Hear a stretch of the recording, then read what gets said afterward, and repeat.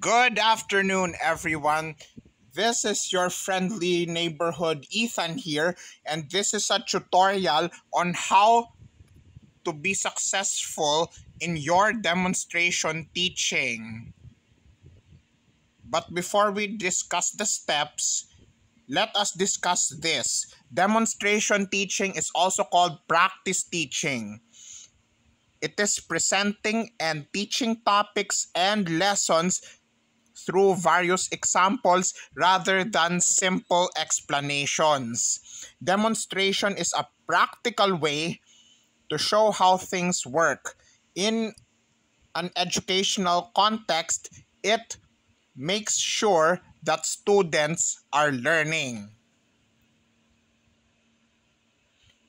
And with preparation and practice, you will be able to pass your demonstration teaching.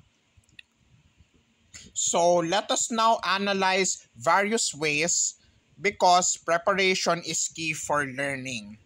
Number one, craft a well-rounded plan. A good lesson plan helps you organize what you want to achieve in the allotted time.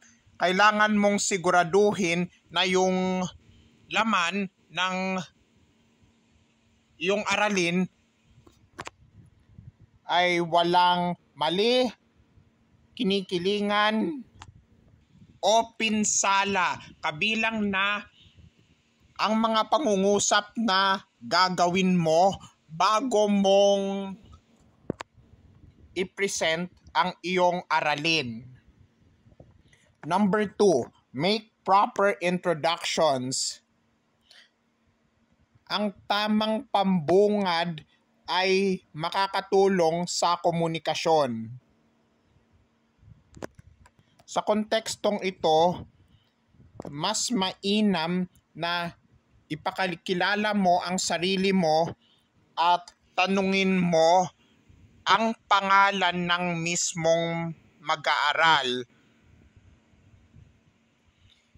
Isa pa po, mga energizer katulad ng sayaw, isahan o pangkatang gawain, o laro ay makakatulong para mapagtuunan ng pansin ang iyong mga estudyante sa aralin. Number 3, illustrate proper classroom management. Isipin mo muna kung anong dapat nakasulat sa board o nailagay sa PowerPoint. Yung 20 hanggang 30 minuto ay ginagamit sa iyong paksa at pakikipag-usap sa mga estudyante mo. Huwag kang matakot sa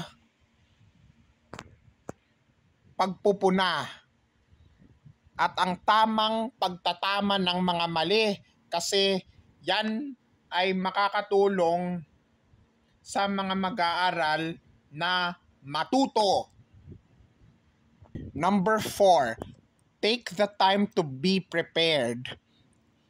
Huwag kang magmadali pero isipin mo ang mga materyales at mga visual aid na makakatulong sa iyo sa iyong demonstration teaching.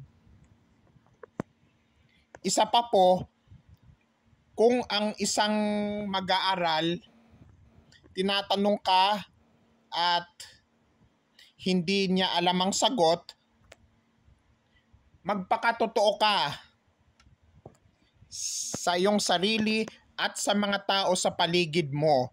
Kung kaya mong sagutin yung tanong na yan, makakatulong rin po yan. Tandaan, ang paghahanda ay susi para makamtan ang pangarap. Thank you for listening.